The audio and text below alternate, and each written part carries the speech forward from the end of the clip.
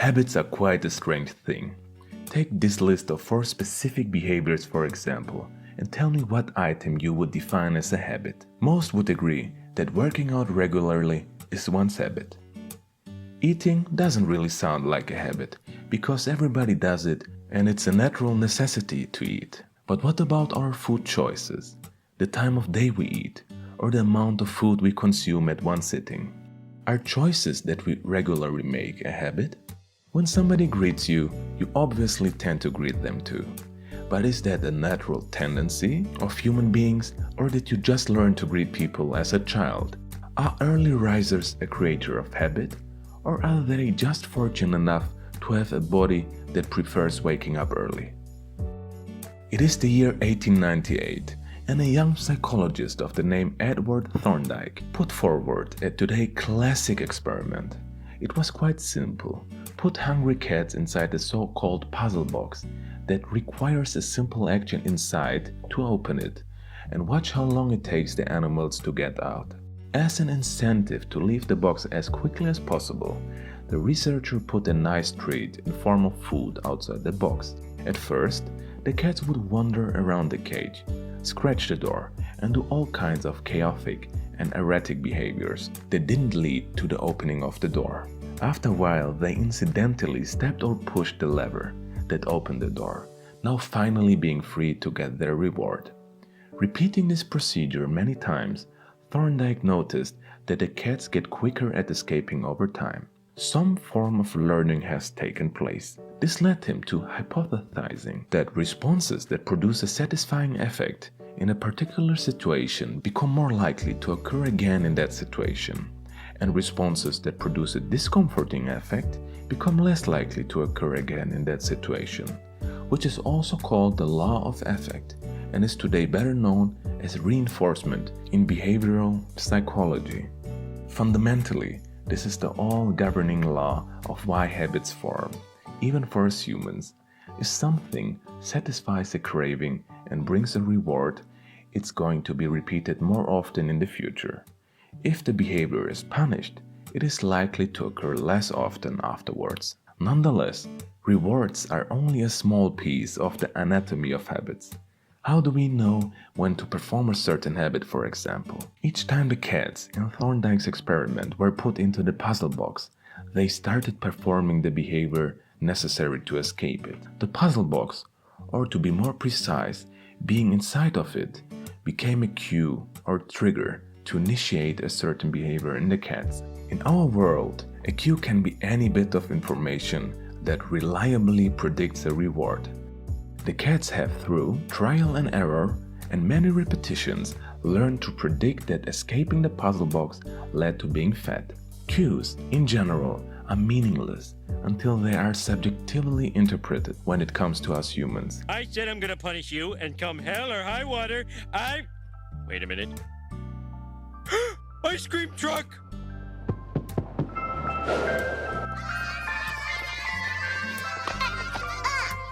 Me, I was hurt! For somebody, hearing their favorite song can be an invitation to relax and start playing video games, while for another person, it can be an incentive to get active and start moving to the gym. Cues also don't have to be only external, like the time of the day or the weather. Your own thoughts and emotions can become triggers too. If a cue led to a reward in the past, you now start craving that former positive sensation whenever you notice that cue in the present moment. Cravings are the motivational force behind every habit. They are a desire to change your current state of being into that great former state of being. Once this desire gets ignited, you will most likely start responding in an attempt to get the predicted reward, which leads to the last part of the habit loop, getting the reward itself. The satisfaction you feel in the end is the immediate benefit when performing a habit. If you notice that you are hungry, you start craving food. Get up and grab a sandwich and eat it. In the end, you feel satiated and content. Not only that, you also memorize that by standing up and making food, you can extinguish your feeling of hunger, which will lead to you repeating such behavior more often in the future. That's why getting a reward is a reinforcement. They teach us which actions are worth remembering and which are not. Rewards close the feedback loop and complete the habit cycle. The organism now associates the cue with the reward. Okay, but why do some people get up and cook a healthy meal while others grab a bag of chips when they experience hunger? Remember that habits take time to get ingrained and need repetition. Not just that, but habits and basically everything in our universe will take the path of least resistance to enter a state of equilibrium. The ultimate purpose of any habit is to solve the problems of life with as little energy and effort as possible. Energy preservation is key. Now, if the bag of chips or any unhealthy fast food was the first and easiest option at one moment in your past, you probably start buying more of those because they are easy to get and prepare and are also cheap, which led to you eating those kinds of food more often and to the reinforcement of this behavior over time. Through many repetitions, it has become your default behavioral option whenever you feel hungry. Same goes for almost any bad habit people tend to have.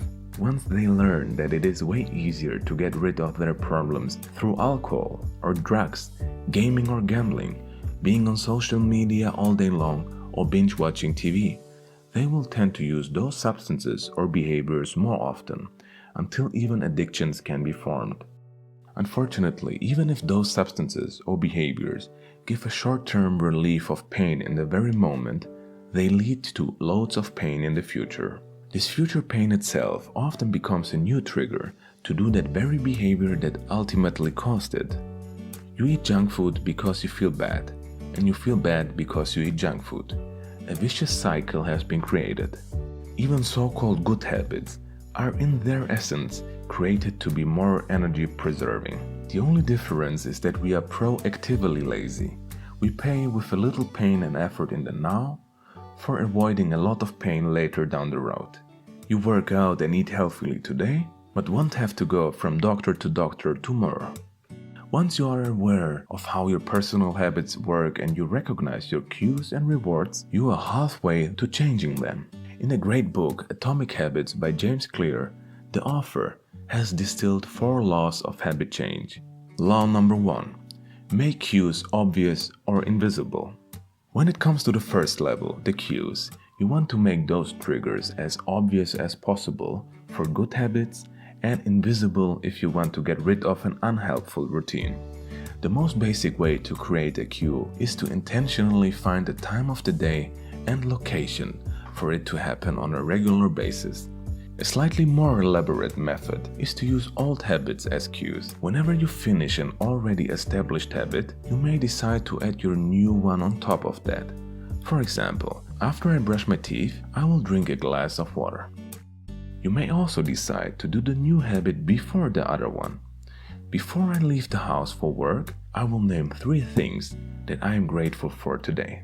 Often, we don't really want to do a specific behavior, but rather have a general goal, mostly to do many behaviors that are beneficial to us more often. That's where situational cues come in handy. Find situations that often happen in your life and create particular if sentences that are in line with your goal. If your goal is to just move more, then you could use a sentence like this. If there are stairs to take, I will take them instead of the elevator. Or if you want to be more social, every time I'm at a party, I will introduce myself to somebody I don't know. For the 3 mentioned methods, you want to be very clear and specific when creating your sentences. Read more or eat better are very ambiguous goals and probably won't lead to lasting change. Read 20 minutes after lunch every day is a great goal. You can be even more proactive in creating cues for your habits by changing your direct environment in a way that encourages productive behavior. The environment you live in is mightily powerful in shaping the things you do, think, and even feel. If your goal is to read more often, put a book where it is easily visible in every room of your home. Do you want to write more often in your journal? Put it in the middle of the living room. James Clear wrote, "If you want to make a habit a big part of your life, make the cue a big part of your environment." Making better decisions is easy and feels natural then. The same is true in reverse for bad habits. You want to remove exposure to the cues that are linked to unwanted habits. Leave your phone in another room if you want to use it less often. Delete social media accounts and apps from your phone if they distract you. Move the TV out of your bedroom.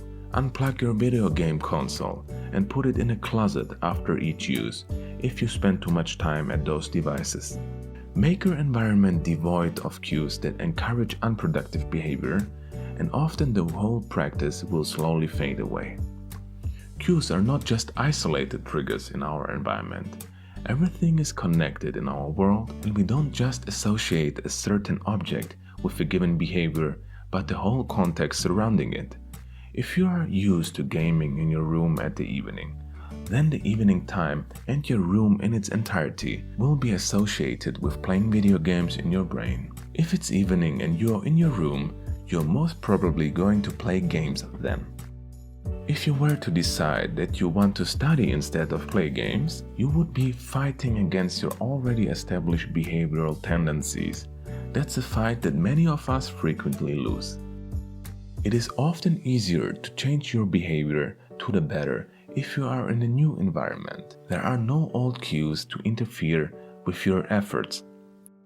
Generally speaking, you want to practice a habit in the same space and context every time. A room for work, one for training, one for reading, and so on. What you say? You don't have 20 rooms at your disposal? Well, then use just one room or 2 rooms, but make absolutely clear where in the room a habit gets performed. Your desk is just for work, one corner of your room is just for meditation, the center of your room is just for bodyweight training, and your bed is just for sleeping. If you start mixing habits in the very same context, the context will get associated with all those behaviors, and later on, the easier behaviors will usually win out. You will then scroll social media on your phone in bed instead of sleeping. You will play video games on your couch instead of reading. You will watch funny internet videos at your desk instead of doing work.